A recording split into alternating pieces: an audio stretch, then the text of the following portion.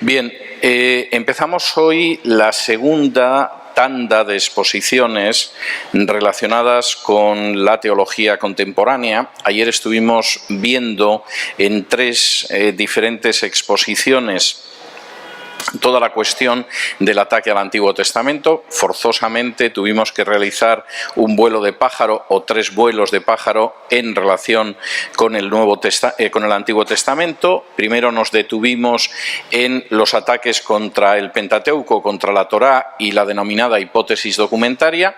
Luego tuvimos una segunda exposición un poco más breve que tenía que ver sobre todo con el libro de Isaías y la teoría del Deutero-Isaías y del Trito-Isaías, y finalmente tuvimos una exposición más larga relacionada con el libro de Daniel, del que algunos han dicho que lo han descendido al foso de los críticos hace muchos años, aparte del foso de los leones al que fue arrojado. Hoy vamos a seguir más o menos la misma línea y lo vamos a hacer en relación con el Nuevo Testamento. En la primera exposición me voy a detener en los ataques que se han realizado contra los evangelios y que se suelen repetir esporádicamente, es más, continuamente dicen las mismas cosas, o sea que en ese sentido pues realmente es algo que merece la pena examinarlo. Será una exposición algo más larga. La segunda exposición será un poquito más breve. Nos vamos a detener sobre todo en la obra de Lucas y entraremos en los Hechos de los Apóstoles y hasta qué punto es un texto enormemente fiable. Y la tercera exposición va a ser sobre el ataque al texto original griego del Nuevo Testamento, intentando explicar cómo, de hecho, buena parte de las ediciones del Nuevo Testamento hoy en día son textos mutilados del Nuevo Testamento. No es el Nuevo Testamento, es un texto del Nuevo Testamento alterado, y cómo además eso obedeció desde el principio a una serie de cuestiones. No fue una cuestión de incompetencia de los que prepararon el texto, no fue una cuestión de ignorancia, sino que hay toda una agenda teológica detrás de esa alteración del texto del Nuevo Testamento, y es uno de los ataques peores contra el Nuevo Testamento. Y por supuesto vamos a tener un tiempo de preguntas para poder hablar de estas cuestiones. Vamos a empezar con los evangelios. La cuestión de la veracidad de los evangelios, como ustedes pueden imaginarse, es absolutamente esencial dentro del estudio de la Biblia. Si efectivamente los evangelios son documentos tardíos, si son documentos que además de tardíos nos han llegado mal conservados, si además están llenos de errores, pues evidentemente los evangelios no son fiables. Y, por supuesto, este es un elemento que se repite una y otra vez. Es más, los ataques contra supuestos errores de los evangelios siempre son los mismos. Aquí hay una repetición de esos ataques que, por supuesto, da lo mismo que resulte clarísimo desde hace muchísimas décadas que son un disparate, porque lo cierto es que sigue así. Por ejemplo, uno de los ataques bastante claros es que los evangelios son documentos tardíos. Es decir, en los evangelios nos encontramos con episodios que son verdaderamente tardíos. Bien, esto es insostenible. De hecho, todavía en el siglo XIX, en la época de auge de la crítica liberal, los evangelios se colocaban en el siglo II, con toda la tranquilidad del mundo, y por lo tanto, como estaban a una distancia, pues a lo mejor de un siglo sobre lo que se relataba, evidentemente los evangelios no tenían ninguna fiabilidad. Esto hoy en día no lo sostiene nadie. Voy a intentar explicar por qué los evangelios les han rebajado la edad al final, porque claro, hay algunas cuestiones que son obvias, pero sin embargo se suele insistir en que los evangelios son posteriores al año 70. Es decir, que incluso las profecías de Jesús sobre la destrucción de Jerusalén, pues son profecías que en última instancia no tienen ningún valor, porque los evangelios se escribieron después del año 70 y por lo tanto podían contar eso y sería lo que se llama técnicamente un vaticinium ex eventu, es decir, un vaticinio realizado después de que hubiera sucedido lo que se vaticinaba. Los textos del Nuevo Testamento son todos anteriores al año 70. Hay gente que cuestionaría esto en algunos de los escritos, pero y no me voy a poder detener en ello mucho tiempo, pero quisiera decirles que todos los libros del Nuevo Testamento, incluido Apocalipsis, son anteriores al año 70. Y es muy importante tener eso en cuenta, porque efectivamente la interpretación de algunos pasajes del Nuevo Testamento varía muchísimo cuando uno se da cuenta de que es anterior al año 70 y que por supuesto era muy importante las profecías acerca de la destrucción del templo. Pero vamos a ir con los evangelios y con la datación de los evangelios. En el caso de Mateo, nos encontramos con un texto que, lejos de lo que se suele afirmar, que es un texto del año 80-90, posiblemente es un texto de los años 40-50. ¿Por qué sabemos que Mateo es un texto que está ubicado en el 40-50, lo cual significaría que está a muy pocos años de la ejecución de Jesús? Muy sencillo, por el papiro Tide. El papiro Tide, que es un papiro localizado en una biblioteca en Gran Bretaña, es un papiro que contiene un fragmento del Evangelio de Mateo, y el tipo de escritura que utiliza es la escritura herodiana. Es decir, una de las formas de datación que tenemos de manuscritos en la antigüedad es el tipo de escritura que utiliza. Lo seguimos utilizando en la actualidad, aunque quizá ustedes no lo sepan, pero cuando de pronto aparece un documento, como hace unas décadas apareció los supuestos diarios de Hitler, existen métodos de datación para saber si esos diarios son genuinos o no. Por ejemplo, en el caso de los diarios de Hitler utilizaba un tipo de tinta que Hitler llevaba mucho tiempo muerto cuando se empezó a utilizar. Con lo cual, evidentemente, los famosos diarios de Hitler, aparte de porque tenía errores internos, evidentemente lo que se llama la evidencia externa mostraba que tenían que ser falsos, a pesar de que se esmeraron bastante.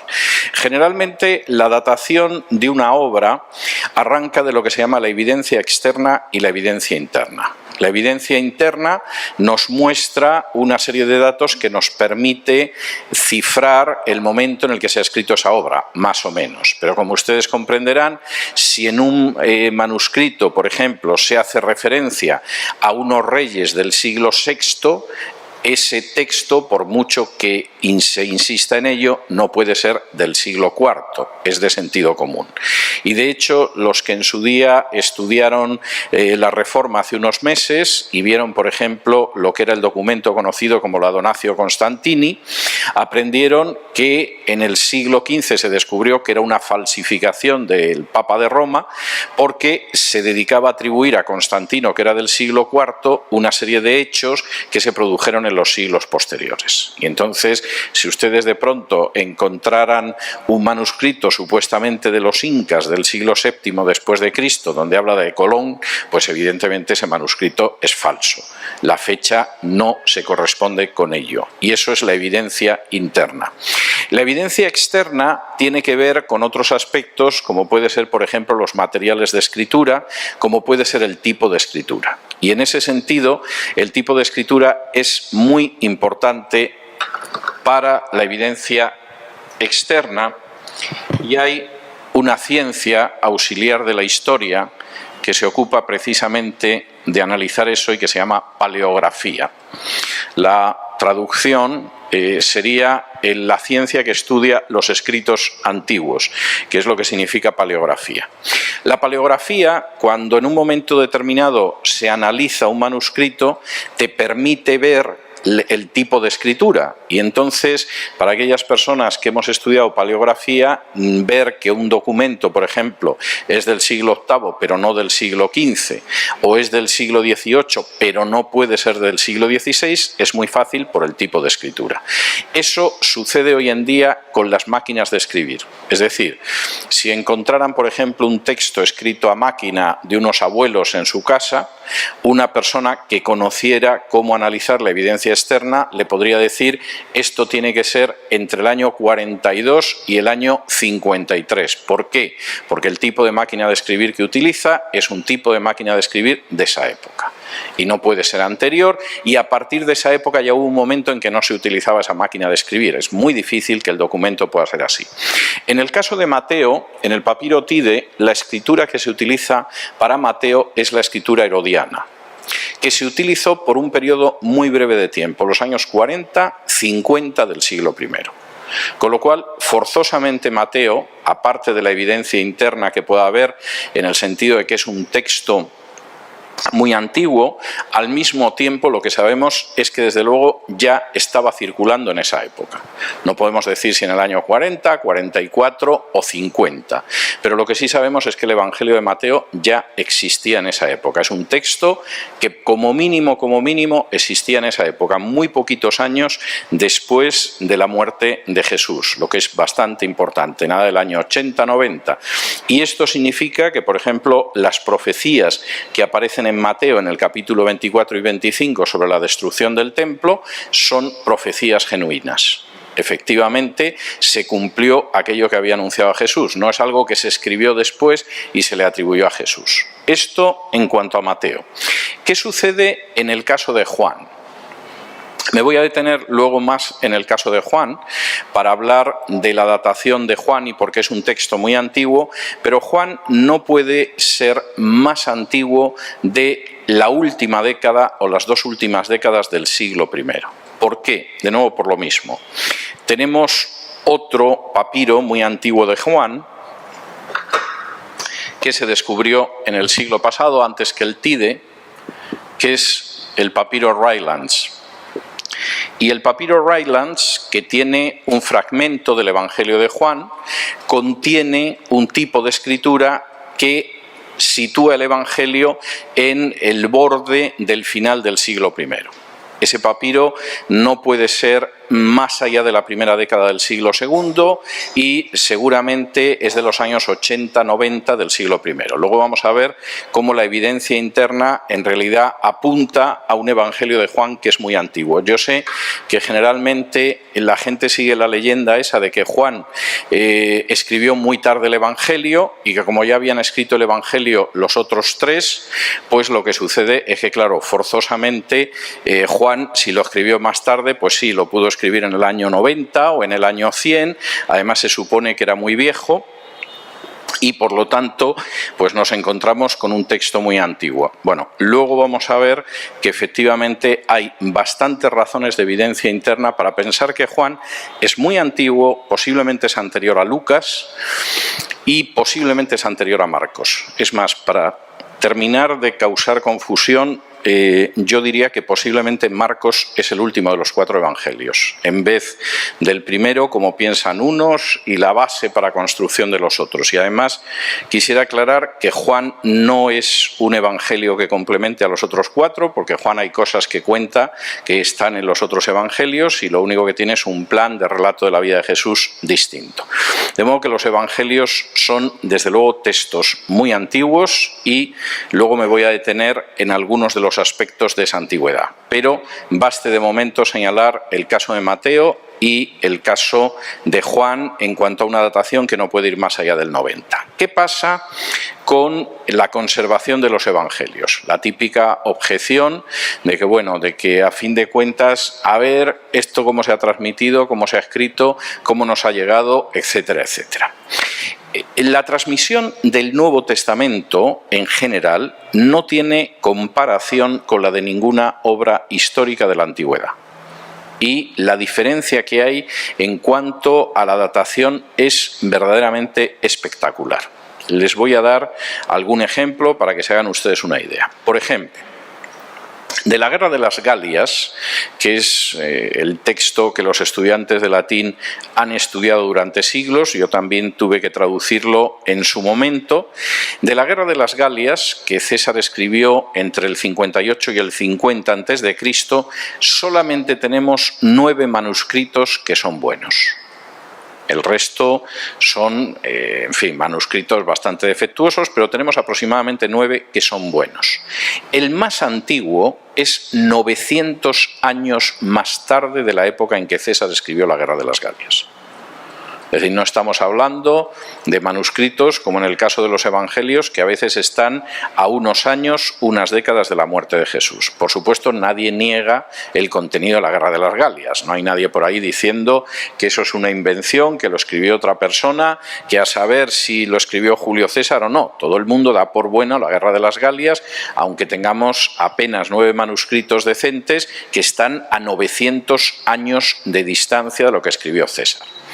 De las décadas de Tito Livio, que es otro de los autores clásicos romanos, las décadas son libros que él escribe aproximadamente. Tito Livio vivió entre el 59 a.C. y el 17 después de Cristo. Él escribe en los últimos años de su vida, ya a inicios del siglo I. De las décadas, de los 142 libros de las décadas, nos han llegado 35. Es decir, hemos perdido la inmensa mayoría, esa es la realidad. El manuscrito más antiguo es ya del siglo V. Es decir, hay una distancia de prácticamente medio milenio entre el manuscrito más antiguo de las décadas, que además solo contiene algunos fragmentos de los libros tercero al sexto, y la época en que Tito Livio escribió. No hace falta que les diga a ustedes que nadie cuestiona lo contenido en las décadas de Tito Livio. O sea, eso no tiene ninguna vuelta de hoja y vamos, es una de esas cosas que no se pueden discutir. De las historias de Tácito, Tácito es el otro gran historiador latino. Les estoy hablando a ustedes simplemente de historiadores de la antigüedad que utilizamos como fuentes históricas habitualmente.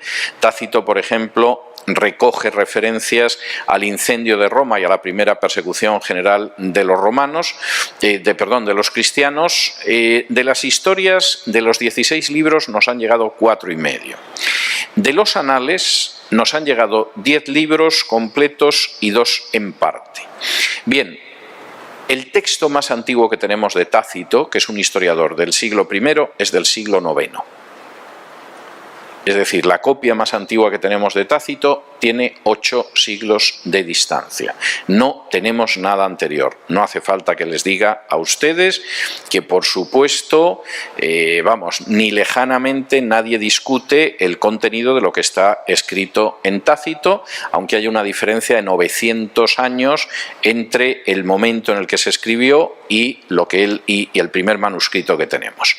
En algunos casos esto todavía es peor. Por ejemplo, Tucídides, que es quizá el historiador más importante de la antigua Grecia, que escribe en el siglo V, de él solo nos han llegado 8 manuscritos. 8. El más antiguo de esos manuscritos es del año 900. Es decir, estamos hablando que entre el tiempo en que escribió Tucídides y el tiempo en que encontramos manuscritos suyos pasaron más de 1300 años. Por supuesto, nadie cuestiona la historicidad de la historia de la guerra del Peloponeso de Tucídides, aunque haya 1300 años entre el momento en que él lo escribió y el momento que, por el contrario, nos ha llegado el primer manuscrito. Y lo mismo sucede con las historias de Heródoto. De hecho, en el caso de Heródoto, entre la época en que él escribió, en el siglo V, y, por el contrario, el momento en el que tenemos el primer manuscrito, hay una diferencia de más de 1300 años. Y no hace falta que les diga que uno puede discutir el material que da Heródoto o no discutirlo, pero desde luego lo que nadie discute es que eso es genuino, se ha transmitido bien y no ha habido por ahí manos alterando lo que decía Heródoto. Esto es algo que no se discute. ¿Saben ustedes cuántos manuscritos tenemos en todo o en parte del Nuevo Testamento? Más de 5000. Es decir, la diferencia en relación con cualquier historiador importante de la antigüedad es aplastante. Es de más de 500 a 1 a favor de los textos del Nuevo Testamento. De esos manuscritos que han llegado hasta nosotros del Nuevo Testamento, ¿saben ustedes de cuándo son los más antiguos? Los más antiguos son del siglo I. Tenemos ya traducciones del Nuevo Testamento a inicios del siglo II. Es decir, que no solamente es que tengamos manuscritos del Nuevo Testamento, sino que además tenemos ya traducciones de ese Nuevo Testamento en el siglo II a otras lenguas, como podía ser el siriaco, como podía ser el latín, como podrían ser otras lenguas. Y por supuesto tenemos un número muy importante de manuscritos que llegan hasta el siglo IV. No hay una obra en todo el periodo de la historia antigua que se acerque ni muy de lejos al número de manuscritos y a la exactitud de manuscritos que tiene el Nuevo Testamento. Con lo cual, cuando yo tengo que oír a algunas personas diciendo que el Nuevo Testamento no es fiable, que quién lo escribió, que cuántos años pasaron, tengo que pensar que es un completo ignorante o se deja llevar por la peor mala fe. Porque evidentemente no hay nada parecido en el campo de la historia antigua a la conservación de textos del Nuevo Testamento y especialmente de los Evangelios. No solo eso, todavía quisiera ir más lejos. Les mencionaba que aparte de los manuscritos ya hay traducciones del texto del Nuevo Testamento que se escribió en griego koiné a otras lenguas. Pero es que hay gente que cita del Nuevo Testamento ya en los años 70 y 80 del siglo I. Es decir, en esos años ya circulaba algún texto del Nuevo Testamento, por lo menos de los Evangelios, y lo encontramos. Por ejemplo, la epístola de Bernabé es un texto que se suele agrupar bajo el nombre de Padres Apostólicos que se escribió en algún momento en torno al año 70.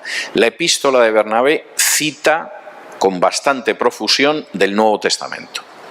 Es decir, igual que es imposible que alguien cite el Quijote antes de que se escriba el Quijote, es decir, es absurdo. Si alguien cita del Quijote, pues evidentemente es porque el Quijote es anterior a esa persona.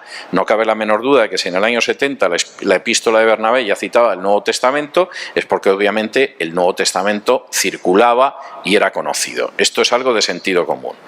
La Didaché, que es otro de los textos del cristianismo primitivo, escrito en el siglo I, posiblemente antes del año 70, pero hay gente que dice que estaría más cerca del año 80, cita con bastante profusión del Nuevo Testamento y de los Evangelios.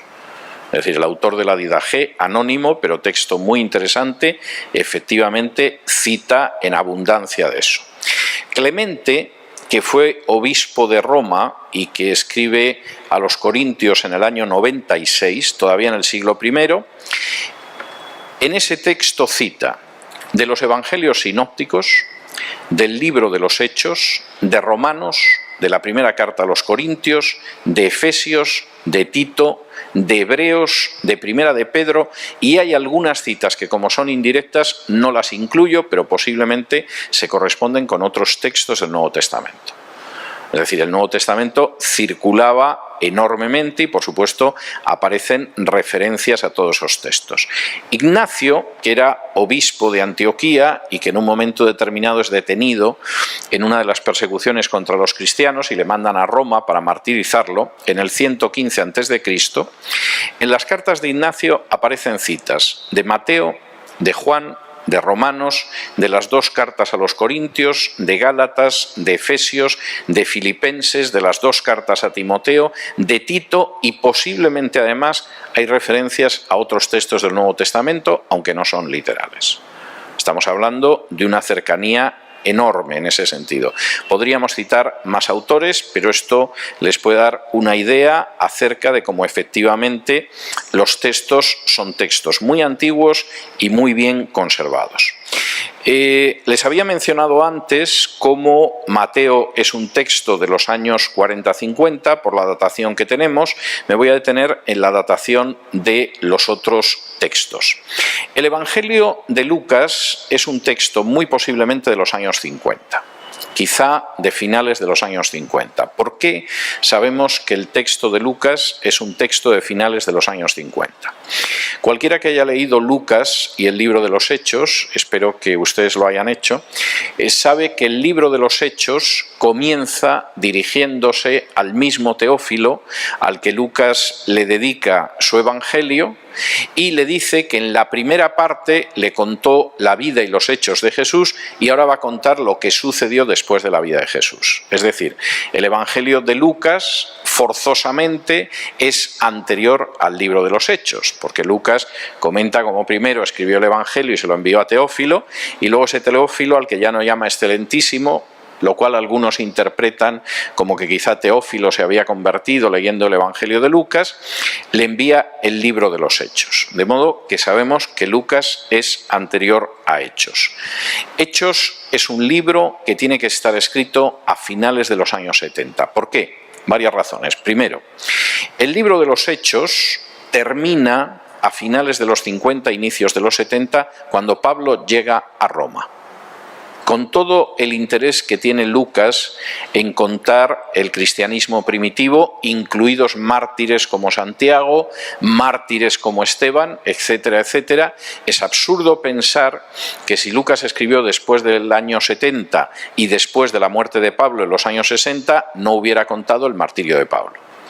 Pero el libro de los Hechos termina, y además termina de una manera bastante abrupta, porque Pablo llega a Roma y hasta ahí llegó. Y, dicho sea de paso, esto parece que tiene mucha lógica. Posiblemente el libro de los Hechos terminó de escribirse cuando llegaron a Roma. Saben ustedes que Lucas ha acompañado a Pablo durante esa parte de su viaje.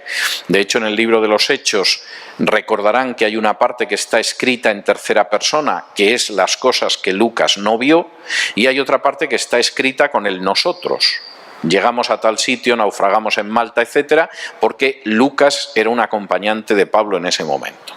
El libro acaba en una fecha en la que forzosamente lo que sucedió es que no había pasado más, y por lo tanto, si él acabó el libro en torno a finales de los años 50, o quizá en el año 60, 61, pues es que el Evangelio tiene que ser todavía anterior.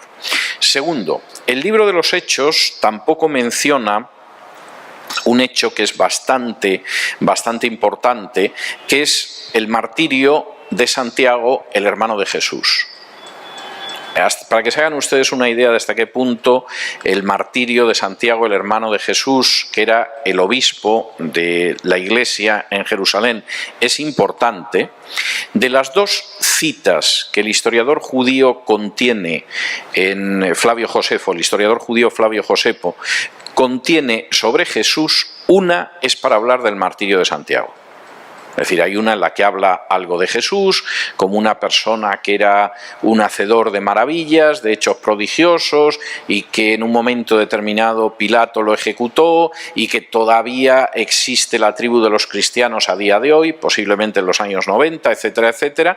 Pero la otra cita es para hablar de cómo mataron a Santiago, o Jacobo, como traduce la Reina Valera, el hermano de Jesús llamado el Cristo. Esto es una referencia importante. Quizá nosotros no le damos tanta importancia, pero para el cristianismo primitivo sí era un personaje muy importante. Y si revisan el libro de los Hechos, verán que era un personaje importante, que es el que acaba tomando la decisión sobre los gentiles en Hechos 15, y después es el que recibe a Pablo cuando llega a Jerusalén en los últimos capítulos del libro. Santiago fue martirizado en el año 62. Es incomprensible que Lucas no mencionara el martirio de Santiago si efectivamente estaba vivo, o sea, si Santiago había muerto, cuando él escribe el libro de los Hechos. Porque de hecho él recoge la muerte de gente como Esteban, como el otro Santiago, etcétera, etcétera. Hubiera sido absurdo que excluyera de su relato a Santiago. Pero no aparece, lo cual nos hace pensar que efectivamente el libro de los Hechos es anterior al 62. Tercero, Lucas tampoco menciona en el libro de los Hechos la guerra del 66 y la destrucción del segundo templo en el año 70. Y si efectivamente Lucas hubiera vivido en esa época, desde luego que lo hubiera mencionado. y lo hubiera mencionado por varias razones. Es decir, lo hubiera mencionado, entre otras cosas, porque demuestra que las profecías sobre la destrucción del templo se cumplían, que Dios ejecutaba su juicio sobre el Sanedrín, que no queda muy bien parado en los primeros capítulos de Hechos, y que efectivamente el antiguo sistema judío había desaparecido como había profetizado Jesús, y gente que no era Jesús. Y sin embargo, esto no lo menciona en ningún momento Lucas, lo que hace pensar que estamos hablando de un texto muy anterior a los años 60, inicios de los años 60. Es decir, Lucas es un texto muy antiguo. Y luego la segunda exposición la dedicaré sobre todo a Lucas y a su obra histórica.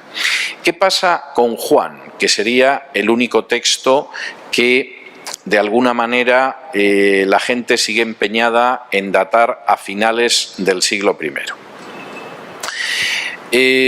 Tengo que decir que no me detengo en Marcos porque sí que hay una especie de consenso en el sentido de que Marcos se escribió antes del año 70. Yo personalmente creo que es un texto de inicios de los años 60 y muy posiblemente es casi el testamento vital de Pedro. Marcos fue el intérprete de Pedro porque Pedro, en fin, se manejaba seguramente en latín nada, escribía aceptablemente bien en griego, pero no era tampoco su lengua madre, y llevaba como intérprete a Marcos, y es muy posible que en los últimos tiempos de la vida de Pedro decidiera dictarle el Evangelio. Señalar, porque esto sí me parece importante y de hecho formaba una parte esencial de una novela mía que en su día se vendió muchísimo, que era El Testamento del Pescador, señalar para aquellos que piensan que Marcos es un relato más simple que Mateo, que basta comparar los episodios en Mateo y en Marcos, a pesar de que Mateo es un evangelio más largo, para darse cuenta de que literariamente los textos de Marcos están mucho más trabajados que los de Mateo. No da en absoluto la impresión de que Marcos sea un texto anterior, todo lo contrario. O sea, Marcos complementa generalmente al relato de Mateo. Y lo que es muy importante, Marcos contiene referencias que son propias de un testigo ocular. Por ejemplo, cuando se relata la tempestad, el único que dice en qué sitio de la barca se había quedado dormido Jesús es Marcos. Cuando se habla, por ejemplo, de la multiplicación de los panes y los peces, el único que hace referencia a que la hierba estaba verde es Marcos. Es decir, Marcos contiene una serie de episodios que hablan de un testigo ocular. Es ese relato que muchas veces hacemos a un amigo y le estamos diciendo: acuérdate de aquel año que fuimos al Machu Picchu, qué frío hacía. Bien, y otro a lo mejor recordaría cuando fuimos y qué bien lo pasamos, pero el testigo ocular recuerda que hacía mucho frío, o que la chicha que les dieron en una de las cafeterías cercanas a poco les da una intoxicación. Es decir, el tipo de detalles que son secundarios, pero que el testigo ocular sí eso recuerda, sí lo recuerda, y eso es muy claro en Marcos. ¿Qué pasa con Juan?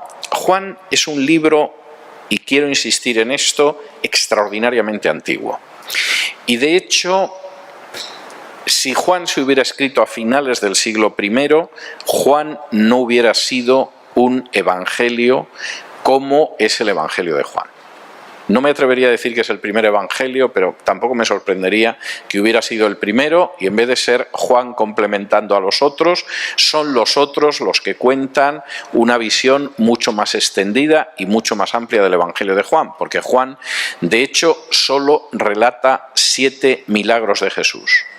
Y al final de su libro dice que Jesús hizo tantas cosas que él no cree que si se escribieran hubiera libros en el mundo para relatarlas. Por lo tanto, es el que primero aborda la escritura sobre la vida de Jesús y dice: esto no hay que lo cuente todo. De modo que yo me quedo con 7 milagros y escojo 7 milagros y algunos discursos de Jesús. Mientras que los que vienen detrás, como Lucas decide que todo lo que pueda relatar lo va a relatar. Y Lucas además cuenta con mucho material histórico que seguramente conoce cuando acompaña a Pablo a Jerusalén, y Pablo es detenido y durante 2 años Pablo está en Cesarea. Y ese tiempo que Lucas está con él lo aprovecha para hablar con gente que no habla en otros evangelios. Por ejemplo, María, la madre de Jesús. La versión del nacimiento de Jesús de María, si no fuera por Lucas, no la tendríamos. Es decir, Marcos no lo relata, Juan no lo relata y Mateo nos cuenta lo que pensó José. Si tenemos un acceso a la madre de Jesús es gracias a Lucas, lo cual implica que muy posiblemente Lucas se entrevistó con ella. Tenemos una referencia en Lucas al camino de Jesús por Perea bajando a Jerusalén, por cierto camino donde pronunció parábolas que no aparecen en otros evangelios, gracias a que Lucas pudo hablar con gente de Perea. Si no, esa parte la desconoceríamos. Y hay muchos elementos de Lucas que son elementos, como se ve al inicio de su evangelio, de la persona que quiere investigar todo, que sabe que ya hay alguno que ha escrito, muy posiblemente Mateo y Juan, pero que él quiere relatarlo en orden y va encontrando otros materiales que incorpora a su evangelio. Por cierto, parábolas maravillosas que además están entre mis preferidas, como la del fariseo y el publicano, o como por ejemplo la parábola mal llamada del hijo pródigo. ¿Por qué Juan es un texto antiguo? Y esto me parece bastante importante. Pues porque Juan, en primer lugar, es un texto escrito por el discípulo amado. Tengo que decirles que sobre la identidad del discípulo amado han corrido ríos de tinta. Es decir, hay quien se ha empeñado en que el discípulo amado era Lázaro, hay quien se ha empeñado en que el discípulo amado, vaya usted a saber quién era. En realidad, saber quién es el discípulo amado es relativamente sencillo, porque Jesús tenía 3 discípulos que le acompañan siempre en hechos especiales, como es por ejemplo la transfiguración, y esos 3 discípulos eran Pedro, Santiago y Juan. Pedro no es el autor del cuarto evangelio, de hecho el discípulo amado aparece al lado de Pedro, luego no puede ser el mismo personaje. Santiago fue ejecutado por Herodes al inicio del cristianismo. Pues de los dos, si uno no puede ser y el otro está muerto, no es muy difícil saber quién tiene que ser el discípulo amado. Parece que es una deducción sencilla, que es Juan. Esto encaja además con el contenido del Evangelio. Por ejemplo, les voy a dar varias razones de por qué es un Evangelio antiguo y además, sin duda, relacionado con Juan. Primero, la descripción del ministerio galileo de Jesús más extensa se da en el Evangelio de Juan. Hay otros evangelistas que, por supuesto, hablan del Evangelio de Juan, pero la descripción más amplia, más extensa, con más detalles sobre el tiempo en Galilea, lo da precisamente Juan. Esto es enormemente importante. No solo eso, fíjense, porque esto también es interesante. La palabra Galilea, donde aparece más veces de los 4 evangelios, es en Juan. Lo cual, dicho sea de paso, tiene un enorme interés. Y además, el Evangelio de Juan proporciona datos que no aparecen en otros evangelios. Por ejemplo, si me acompañan ustedes a Juan, capítulo 7, y versículos del 1 en adelante, aparecen datos que desde luego no conoceríamos si no fuera por el cuarto evangelio. Dice así: después de estas cosas andaba Jesús en Galilea, pues no quería andar en Judea porque los judíos procuraban matarle. Estaba cerca la fiesta de los judíos, la de los tabernáculos, y le dijeron sus hermanos: sal de aquí y vete a Judea, para que también tus discípulos vean las obras que haces. Porque ninguno que procura darse a conocer hace algo en secreto. Si estas cosas haces, manifiéstate al mundo, porque ni aun sus hermanos creían en él. Y en ese sentido, Juan no solamente menciona a Galilea más que nadie, sino que además se da la circunstancia, es interesante, que cuenta datos de esa vida en Galilea que no tenemos por otros evangelistas y que además conecta el tiempo de Jesús en Galilea con las bajadas a Jerusalén. Segundo, dentro del Evangelio de Juan, la sinagoga de Capernaum es mencionada de manera absolutamente enfática en comparación con los otros evangelios. Por ejemplo, la sinagoga de Capernaum es mencionada más veces en Juan que en ningún otro de los evangelios.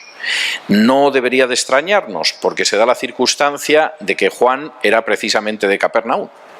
Y en este sentido, de nuevo, el testigo ocular tiene bastantes razones para referirse al hecho de que efectivamente Jesús estuvo en Capernaum y de alguna manera le da una atención que no se da en otros evangelios. Tercero, el Evangelio de Juan se refiere, y además de una manera muy importante, al paso de Jesús por Samaria.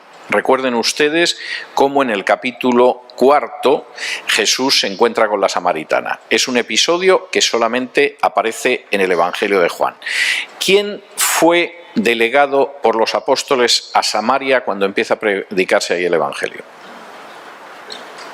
Pregunto, Libro de los Hechos, capítulo 8. Acompáñenme a Hechos 8, capítulos 14 y 17. Versículos 14 y 17. Hechos 8 y versículos del 14 en adelante, dice así. Hechos 8.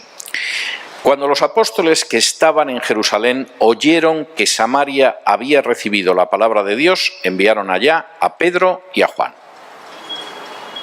En Juan, que efectivamente había estado en Samaria, finales de los años 30, hay un especial interés en señalar que eso no es algo nuevo. Jesús había estado, aunque fuera de paso, por Samaria y había protagonizado el episodio de la samaritana. Solo dos apóstoles, Pedro y Juan. Pedro no era en absoluto el discípulo amado.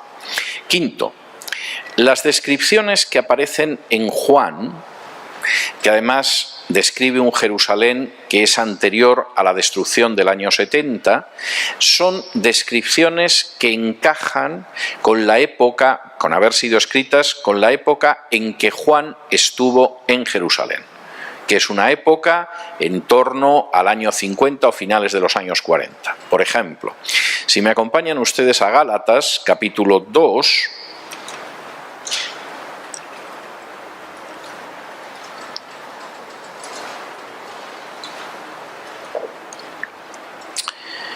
y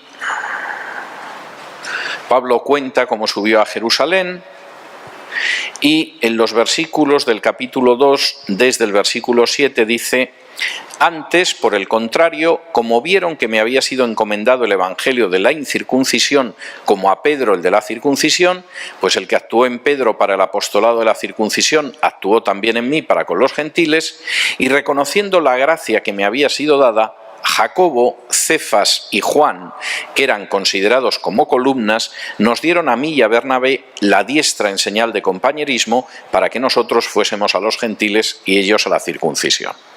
Juan tiene una época en que conoció muy bien Jerusalén. Él no era de Jerusalén, era Galileo, era de Capernaum, pero hay una época en que durante unos años es pilar, columna de la iglesia de Jerusalén. Cuando Pablo regrese al final del libro de los Hechos, por supuesto Pedro ya se ha marchado, está también Juan fuera, solo ha quedado Jacobo, como dice aquí, o Santiago. Pero efectivamente Juan en los años 40, inicios de los 50, estaba en Jerusalén y contiene unas descripciones de Jerusalén extraordinarias precisamente antes de los años 70. Y en ese sentido es un texto muy antiguo y es un texto que de nuevo habla de que el autor es Juan. Sexto, el Evangelio de Juan contiene referencias continuas a que es un testimonio ocular. Es decir, no es un texto que me ha sido referido, como por ejemplo cuenta Lucas, que ha ido recogiendo testimonios, que se ha basado en textos anteriores, sino que el Evangelio de Juan es verdaderamente un evangelio donde nos encontramos con un testigo ocular, exactamente igual que sucede con la fuente principal de Marcos, que es Pedro.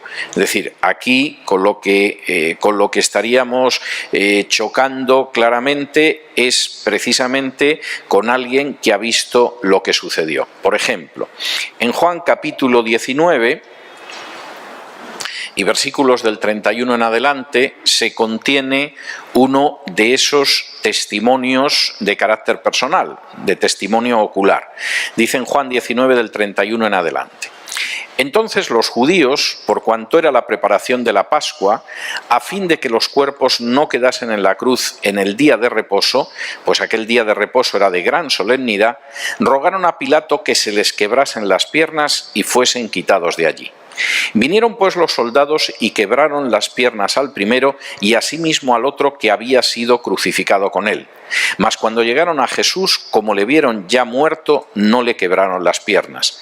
Pero uno de los soldados le abrió el costado con una lanza y al instante salió sangre y agua. El que lo vio da testimonio, y su testimonio es verdadero, y él sabe que dice verdad, para que vosotros también creáis, porque estas cosas sucedieron para que se cumpliese la Escritura, no será quebrado hueso suyo, y también otra Escritura dice, mirarán al que traspasaron.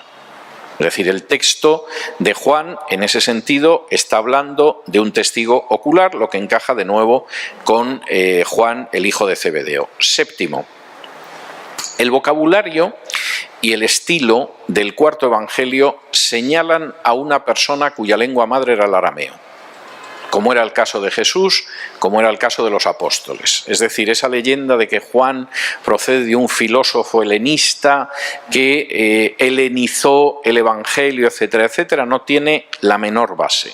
Juan escribe en un griego muy correcto, pero debajo de ese griego correcto se percibe perfectamente una persona cuya lengua madre es el arameo. Ayer, unos minutos antes de empezar la exposición, a mí me pasaron un texto en inglés para que lo revisara. En el momento en el que había leído unas líneas del texto en inglés, sabía que la lengua madre de quien lo había escrito era el español. Es decir, el inglés era correcto, pero había una serie de modismos que cuando tú lo lees dices, el inglés no es su lengua madre. Esto lo ha escrito un hispanoparlante. Eso pasa con el Evangelio de Juan. Es decir, el Evangelio de Juan es un evangelio escrito en un griego correcto, pero lleno de giros propios de una persona que habla arameo, como fue Juan, el hijo de Zebedeo. Octavo, el trasfondo social de Juan es el trasfondo social típico del autor del Evangelio de Juan, es el trasfondo social típico de Juan, el hijo de Zebedeo. Y en ese sentido, por ejemplo, en Juan 18:15 se dice que era una persona conocida del sumo sacerdote, lo cual no implica que perteneciera a una casta sacerdotal, ni mucho menos, pero si era una persona relativamente acomodada. Por ejemplo, tenía asalariados, como sabemos por Marcos 1:20, la familia era una empresa de pesca, no era un señor solo con una barca, sino que tenía empleados y trabajaba tanto él como su hermano para el padre, pero era una cierta compañía pesquera, modesta, pero ciertamente era así, muy posiblemente era quien le vendía el pescado al sumo sacerdote, y eso explica incluso que esa cercanía con el sumo sacerdote al que conocía y que permite que, por ejemplo, Juan pueda entrar en el patio donde está detenido Jesús porque conoce al sumo sacerdote y no tienen que quedarse fuera, él entra a ver qué ha sucedido con Jesús, eso explica, por ejemplo, algún episodio curioso del Evangelio, la cercanía a los sacerdotes. Si ustedes recuerdan el relato de Juan, de cómo escuchan, vamos a verlo, vamos a ir a Juan, capítulo 20.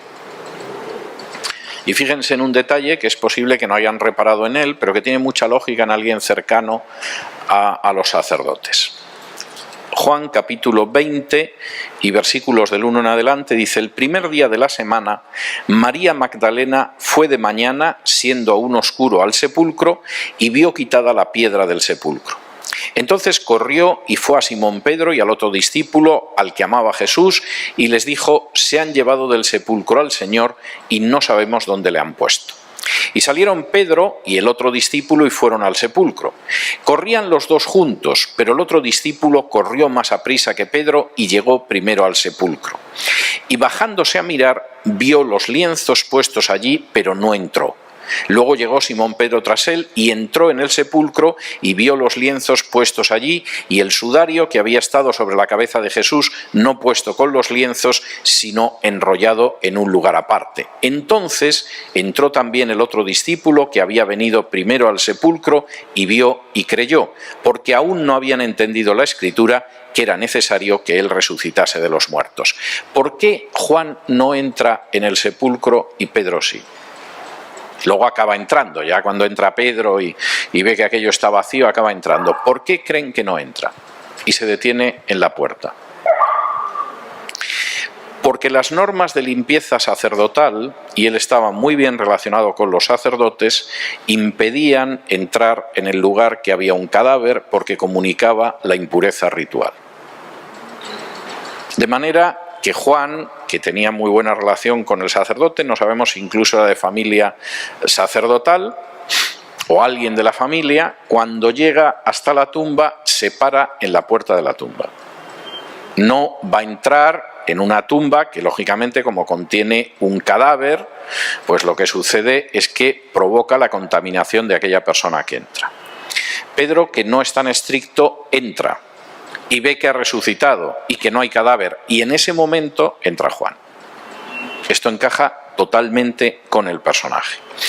En ese sentido, y a mí me parece que es bastante importante, y voy a intentar terminar esto en un par de minutos para no agobiarlos demasiado, el Evangelio de Juan de nuevo señala a Juan, como por otro lado se ha creído siempre, y a una fecha muy anterior. Les voy a dar dos referencias más que hablan de lo primitivo, de lo antiguo, de lo cercano a los hechos, que es el Evangelio de Juan. Una de las referencias es el hecho de que, por supuesto, Juan no menciona la destrucción del templo. Si efectivamente hubiera sido el caso, pues efectivamente hubiera mencionado la destrucción del templo, pero la destrucción del templo no aparece por la sencilla razón de que es que bajo ningún concepto el templo había sido destruido. De nuevo, como en el caso de Lucas en los Hechos, pues hubiera podido mencionar que efectivamente la profecía de la destrucción del templo se había cumplido, pero no es así. De modo que en ese sentido es bastante interesante la manera en que Juan menciona eso. Pero es que en segundo lugar, y estoy viendo que la Reina Valera no lo traduce bien, y es una pena, y no lo traduce bien porque además la Reina Valera seguramente lo ha tomado como un presente histórico y lo ha traducido como pasado, lo cual es auténticamente una pena. Juan menciona una serie de detalles de la geografía de Jerusalén que son anteriores al año 70, que son exactos y donde él no utiliza el verbo en pasado, sino el verbo en presente. El traductor de la Reina Valera, por lo que estoy viendo, pues ha debido de considerar que ese presente es un presente histórico y por lo tanto es un pasado, pero no, realmente es que es un pasado. Por ejemplo, en Juan 4:6, donde aquí traduce estaba allí el pozo de Jacob, Juan dice allí está el pozo de Jacob. Es decir, hay una serie de referencias geográficas que en el original griego aparecen en presente. Él está hablando de una situación anterior a lo que sería la guerra contra Roma del 66 y la destrucción del templo. Resumiendo muy brevemente y dejándoles un par de minutos para preguntas. Las objeciones que se suelen presentar contra los evangelios es que son textos tardíos, que la transmisión es mala, que no existe una base textual y que, por supuesto, a saber lo que hay por ahí. Esas objeciones en contra de la historicidad de los evangelios solo se pueden sustentar en la ignorancia o en la mala fe. Primero, nadie cuestiona los episodios de la vida de Mahoma, pero la primera biografía de Mahoma no es de apenas unos años después de su vida, sino que es una biografía más de 300 años después. Nadie cuestiona los episodios de la vida de Buda en términos generales, pero la primera vida de Buda que tenemos es más de medio milenio posterior a Buda. Y sin embargo, parece ser que es normal cuestionar los episodios de la vida de Jesús, a pesar de que los evangelios son apenas unos años, como mucho unas pocas décadas después de la vida de Jesús. En segundo lugar, y esto es enormemente importante, hablar de errores de transmisión, pues es algo que obliga, uno no sabe si a reírse a mandíbula batiente o realmente a ponerse a llorar. porque no existe un solo documento, no solamente de la Edad Antigua, sino de la Edad Media e incluso de la Edad Moderna, que tenga un respaldo de manuscritos como los Evangelios. Estamos hablando de más de 5.000 manuscritos del Nuevo Testamento, parciales o totales. Y cuarto, por si fuera poco, nos encontramos con que algunos de estos manuscritos sirven para colocar una fecha enormemente temprana de los evangelios. Cuando no es la evidencia interna, es la evidencia externa, pero efectivamente estamos hablando de fechas muy primitivas para los evangelios, y volveré sobre ello en la segunda exposición, que será algo más corta y que va a estar relacionado con Lucas. Resumiendo, no hay un texto de la antigüedad, de la Edad Media e incluso de la Edad Moderna que tenga el respaldo de tipo documental que los Evangelios. No tenemos ningún texto de la Edad Antigua, de la Edad Media o de la Moderna. En la Edad Media o en la Moderna quizás sí son documentos exactos de reyes o algo de este tipo, pero no obras históricas, que esté tan cerca de la fecha de redacción como los Evangelios. Y, por supuesto, además, en el caso de los Evangelios, aparte de ser testimonios muy cercanos en el tiempo y con un enorme respaldo de los manuscritos, nos encontramos con personajes que eran testigos oculares, que narran una realidad que vieron y que era muy cercana, y que además, como vamos a ver luego en el caso de Lucas en la segunda exposición, que será un poquito más breve, aparece con un grado de exactitud que en algunos casos incluso sobrecoge. Atacar el Nuevo Testamento hablando de la falta de fiabilidad de los evangelios, de posibles falsificaciones, de la distancia de los hechos, y tengo que insistir en ello, solamente obedece a una ignorancia gravísima o a una mala fe no menos grave. Bien, yo llego al final de esta exposición. Si quieren ustedes hacer alguna pregunta ahora, la pueden hacer, y luego vamos a tener un descanso, pero solo de 5 minutos. ¿Alguna pregunta? Pues sí, que no lo hablaba nadie. Vamos a ver. Vamos a suponer que surge un profeta en el Cuzco que se dedica a predicar, yo qué sé, la restauración del Imperio Inca. Y habla en la lengua indígena que se supone que entenderán algunos indígenas que vivan en el Valle Sagrado de los Incas. ¿Tú cómo crees que su predicación alcanzaría más gente? ¿Si se tradujera al inglés o si se distribuyera en una lengua indígena? ¿Cuál era el inglés de la época en la zona oriental del imperio? El griego koiné. De hecho, venía desde Alejandro en el siglo IV, o sea, llevaban 4 siglos en que la lengua que se hablaba era el griego koiné. Seguramente cuando Pilato interroga a Jesús, le interroga en griego. Jesús conocía el griego y seguramente la lengua no es el latín, como en La Pasión de Mel Gibson, sino el griego. El propio Julio César hablaba en griego cuando quería hablar en un tono más culto y no en latín. Era un magnífico escritor en latín, de una elegancia extraordinaria escribiendo en latín. Pero hay expresiones de su vida que él las pronunció directamente en griego. Es decir, el griego era el inglés de la época.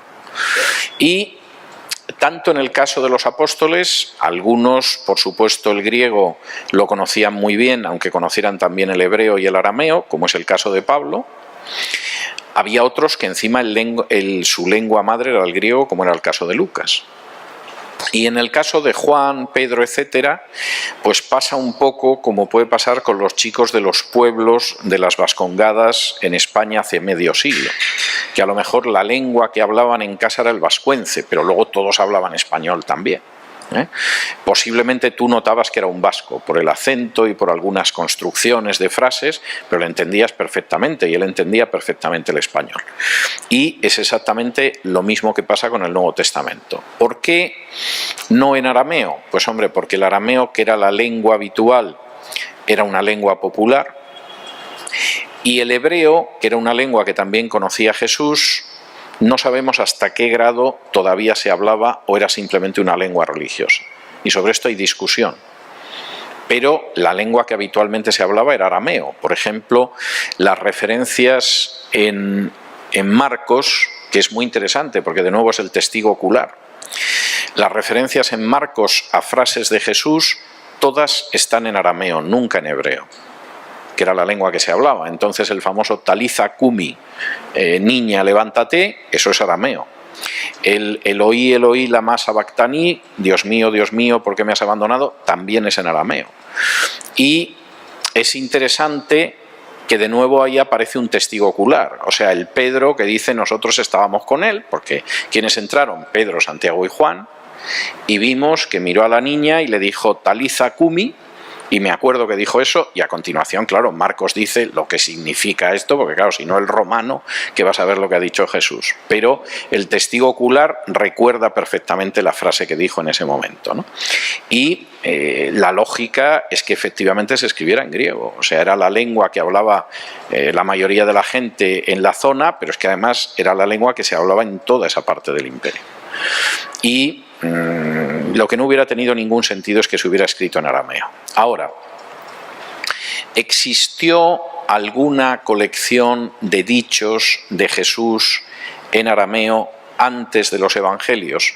Yo hubo una época que lo creí y ahora estoy prácticamente convencido de que no. Es decir, yo hubo una época en que creí que podía haber habido una colección de dichos de Jesús en arameo y que luego esa colección pues le había servido a Lucas o a Mateo para acabar escribiendo su evangelio. Viendo lo rápido que se escribió el evangelio, creo que es posible que quizá no existiera. Y que, sobre todo, los evangelios se construyeron sobre la base de testigos oculares que además recordaban lo que había enseñado Jesús, porque las enseñanzas de Jesús, y esto sí es interesante, cuando, no todas, pero muchas de las enseñanzas de Jesús, cuando tú las retraduces al arameo, están hechas de tal manera que se te queden en la memoria. Por ejemplo, en español, sobre todo en Castilla, existe una riquísima galería de refranes, que tú oyes el refrán y te quedas con él. Lo has oído una vez y te quedas, ¿no? Entonces, en boca cerrada no entran moscas, quien a buen árbol se arrima, buena sombra le cobija, a caballo regalado no le mires el dentado, son infinitos, ¿eh? Pero muchos además hasta riman para que los recuerdes mejor. Bueno, cuando uno retraduce porciones grandes de la enseñanza de Jesús del griego al arameo, se encuentra ese mismo tipo de construcción. Es decir, los discípulos se acababan quedando con las frases de Jesús porque es que verdaderamente estaban diseñadas para que se te quedaran grabadas.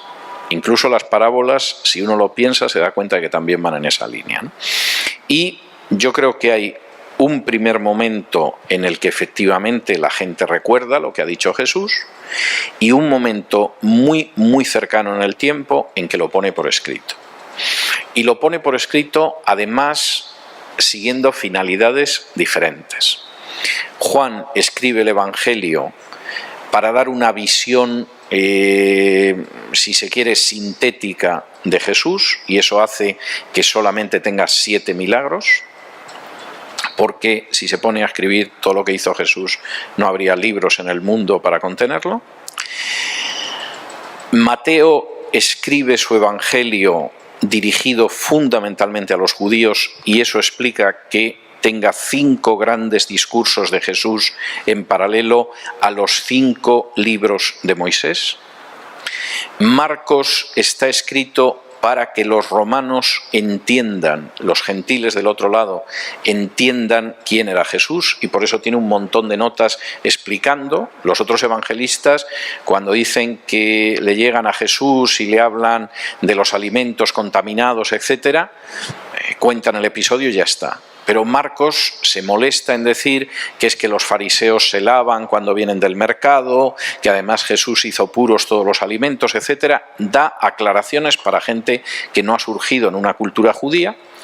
Y Lucas es extraordinariamente completo porque cuando él llega a Palestina y detienen a Pablo, y allí se pasa 2 años, él ve la ocasión de oro para escribir la vida de Jesús. Y escribir lo que otros no han escrito. Es decir, otros han escrito diligentemente. Pero yo estoy aquí y de pronto estoy descubriendo cosas que los otros no han contado. Y yo las voy a contar. Y de pronto tenemos la visión del nacimiento de Jesús de María. Tenemos toda una parte del ministerio de Jesús en Perea que no conoceríamos. Tenemos a Jesús encuadrado cronológicamente en la historia. Es Lucas el que nos dice cuándo empieza a predicar Juan, cuándo empieza a predicar Jesús, etcétera, porque él tiene la mente de un historiador, no es la mente de los otros evangelistas, que son más bien testigos, pero Lucas es un historiador y además es el único que no es un testigo ocular y tiene mucho interés en dejar constancia. Claro, esto se puede perder en la lectura, pero la obra de Lucas, desde un punto de vista histórico, es absolutamente extraordinaria. Y no solamente por los evangelios, y además creo que es de lo que voy a hablar dentro de 5 minutos. Pero me parece muy importante, es decir, el Nuevo Testamento, por supuesto, es muy atacado. Después del ataque que vimos al Antiguo Testamento ayer, vino el ataque al Nuevo Testamento, pero el Nuevo Testamento tiene una solidez, como diría un británico, como el peñón de Gibraltar. Es decir, son textos muy bien transmitidos, muy cuidadosos en la manera en que se relatan. Entonces, a veces estamos acostumbrados a leerlo y no reparamos en ello. Pero cuando tú vas viendo determinados episodios de los evangelios, la forma en que están los discursos, etcétera, esos son pequeñas joyas dentro del evangelio. Y en vez de tener una piedra preciosa que se llama Juan, Juan en realidad es un collar de piedras preciosas que están muy bien trazadas, aunque se escape en el momento de la lectura, pero es así. Y cuando tú conoces el mundo que relata Juan, es que estás caminando en la época de Jesús. No es un loco en Éfeso que se puso a hacer filosofía y mezcló la filosofía griega con algo de Jesús y se inventó... No. Es que de verdad que estás yendo de la mano de una persona que se sienta a tomar un café contigo y te empieza a contar un maestro al que conoció hace años y esto fue así y esto yo lo vi así y en el momento de la muerte yo estaba delante y sé que sangró de esa manera y las palabras que nos dijo fue esta y esto no lo habíamos entendido y cuando llegamos a la tumba yo me paré porque claro, yo pertenezco a una familia que se lleva muy bien con los sacerdotes, el bruto de Pedro entró y entonces ya cuando Pedro entró y vio que no había cadáver yo me atreví a entrar también. Es decir, lo que uno está leyendo en los evangelios es historia palpitante. Uno tiene la sensación de que si coge un cuchillo y lo pasa por los evangelios va a salir sangre. Porque es evidentemente historia absolutamente viva. Y cuando tengo que oír ciertas tonterías sobre los evangelios, confieso que me pongo malo, ¿eh? Pero esto es aparte. Tienen ustedes 5 minutos de descanso, pero no más de 5, ¿eh? Y vamos a regresar con Lucas.